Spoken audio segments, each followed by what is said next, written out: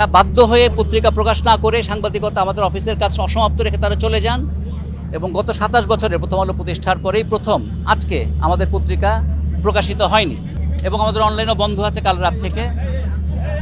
আমরা বলতে চাই যে এটি বাংলাদেশের বাক স্বাধীনতা, ভিন্ন মতের প্রকাশ এবং সংবাদ মাধ্যমের স্বাধীনতার উপরে একটি কঠিন আক্রমণ করা হয়েছে।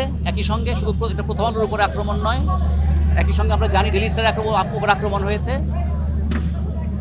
আমরা খুব সুস্পষ্ট হয়ে বলতে চাই যে এটি কালো দিন সংবাদ মাধ্যমের জন্য, বাক স্বাধীনতার জন্য, গণতন্ত্রের জন্য।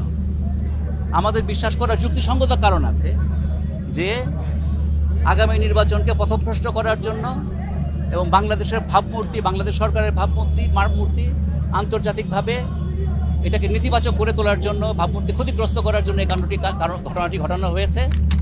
আমরা দাবি জানাই, আমরা এই ঘটনার প্রতিবাদ জানাই এবং দাবি জানাই যে এটা সুষ্ঠু তদন্ত হোক, যারা দোষী ব্যক্তি তাদের খুঁজে বের করা হোক এবং তাদের বাংলাদেশের আইনের আওতায় দৃষ্টান্তমূলক শাস্তি দেওয়া হোক। আমরা নাগরিক সমাজকে আমাদের সঙ্গে সংহতি প্রকাশ করার জন্য অনুরোধ